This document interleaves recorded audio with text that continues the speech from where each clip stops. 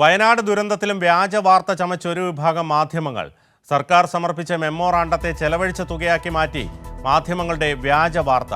കേന്ദ്ര സർക്കാരിന് സമർപ്പിച്ച പ്രതീക്ഷിത ചെലവിനെയാണ് മാധ്യമങ്ങൾ വളച്ചൊടിച്ച വാർത്ത നൽകിയത്. ഈ വാർത്തയുടെ കൂടുതൽ വിശദാംശങ്ങളുമായി തിരുവനന്തപുരത്ത് നിന്ന് ഞങ്ങളുടെ പ്രതിനിധി നൃപൻ ചക്രവർത്തിയുണ്ട്. നൃപൻ, വയനാട് ദുരന്തത്തിൽ വ്യാജ വാർത്ത ചമച്ച് ഒരു വിഭാഗം മാധ്യമങ്ങൾ രംഗത്തെത്തിയിരിക്കുകയാണ്. സർക്കാർ സമർപ്പിച്ച മെമ്മോറാണ്ടത്തെയാണ് ഇത്തരത്തിൽ ചെലവഴിച്ച തുകയാക്കി മാറ്റി മാധ്യമങ്ങളുടെ വ്യാജ വാർത്ത. കൂടുതൽ വിശദാംശങ്ങൾ എന്തൊക്കെയാണ്? വിനു, വയനാട് ദുരന്തത്തിൽ സർക്കാർ ഭീമൻ തുകയാണ് ചിലവഴിച്ചത് എന്ന വ്യാജ വാർത്തയാണ് ഇന്ന് ചില മാധ്യമങ്ങൾ സംഘടിതമായി പ്രചരിപ്പിച്ചത്. ഇത് സോഷ്യൽ മീഡിയ വഴി വ്യാപകമായി ഇപ്പോഴും പ്രചരിക്കുന്നുമുണ്ട്. എന്നാൽ വസ്തുത അതല്ല. സർക്കാർ ചിലവഴിച്ച തുകയല്ല. സാധാരണ ദുരന്തങ്ങൾ ഉണ്ടാകുമ്പോൾ തയ്യാറാക്കുന്ന ഒരു പ്രതീക്ഷിത ചിലവിൻ്റെ ഒരു മെമ്മോറാണ്ടം കേന്ദ്ര സർക്കാരിന് ഒരു നിവേദനമായി നൽകാറുണ്ട്. ഈ മെമ്മോറാണ്ടത്തെ സംബന്ധിച്ചാണ് ചിലവഴിച്ച തുക എന്ന തരത്തിൽ ജനങ്ങളെ തെറ്റിദ്ധരിപ്പിക്കുന്ന തരത്തിൽ വാർത്ത നൽകിയത്.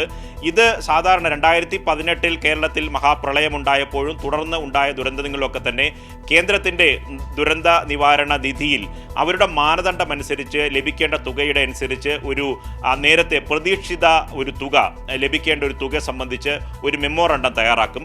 അത്തരത്തിൽ തയ്യാറാക്കിയ മെമ്മോറാണ്ടമാണ് കോടതിയിലും സർക്കാർ നൽകിയത്. ഈ മെമ്മോറാണ്ടം എടുത്തു വച്ച ശേഷമാണ് ഇത്ര കോടി രൂപ അവിടെ വസ്ത്രങ്ങൾ, ദുരിതാശ്വാസ ക്യാമ്പുകളിൽ വസ്ത്രം നൽകുന്നത് 11 കോടി, ശവസംസ്കാരം, മൃതദേഹങ്ങൾ സംസ്കരിക്കുന്നതിന് ഒരു മൃതദേഹത്തിന് 75,000 രൂപ, ഇങ്ങനെ പലതരത്തിലുള്ള പെരുപ്പിച്ച കണക്കുകൾ വച്ചുകൊണ്ട് മാധ്യമങ്ങൾ വ്യാപകമായ പ്രചരണം നടത്തി. സാധാരണ 2018 പ്രളയത്തിൽ പോലും സംസ്ഥാനം മാനദണ്ഡമനുസരിച്ച് ഇങ്ങനെ ആവശ്യപ്പെട്ടത്, കേന്ദ്രത്തോട് ആവശ്യപ്പെട്ടത് 6,000 കോടി രൂപയാണ്.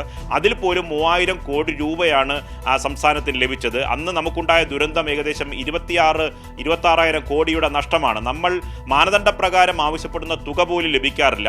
ഇപ്പോൾ വയനാട് ദുരന്തത്തെ സംബന്ധിച്ചിടത്തോളം അതിൻ്റെ രക്ഷാപ്രവർത്തനം നടക്കുന്ന ഘട്ടത്തിൽ ഭാവിയിൽ വരാൻ സാധ്യതയുള്ള ചിലവുകൾ കൂടി കണക്കാക്കിയാണ് നാം ഇങ്ങനെ മെമ്മോറാണ്ടം നൽകുന്നത്. ആ മെമ്മോറാണ്ടത്തെ ഉയർത്തിപ്പിടിച്ചുകൊണ്ടാണ് സംഘടിതമായി മാധ്യമങ്ങൾ ഇങ്ങനെ വ്യാജ വാർത്ത നൽകിയത്. കാരണം കേരളത്തിന് അർഹമായ തുക ലഭിക്കാൻ ഒന്നിച്ചു നിൽക്കേണ്ടതിന് പകരം വ്യാജ വാർത്ത നൽകി കേരളത്തിന് എതിരായ സമീപനമാണ് പല മാധ്യമങ്ങളും സ്വീകരിക്കുന്നതെന്ന വിമർശനമാണ് സർക്കാരിൻ്റെ ഭാഗത്തു നിന്ന് ഉണ്ടാകുന്നത്. സർക്കാരിൻ്റെ ഔദ്യോഗികമായ വിശദീകരണം ഇതുവരെ വന്നിട്ടില്ല. വരും ദിവസങ്ങളിൽ റവന്യൂ മന്ത്രി കെ രാജനും അടക്കമുള്ള മന്ത്രിമാരും ഉന്നത ഉദ്യോഗസ്ഥരും ഒക്കെ തന്നെ ഇക്കാര്യത്തിൽ പ്രതികരിക്കുമെന്നാണ് പ്രതീക്ഷിക്കാം.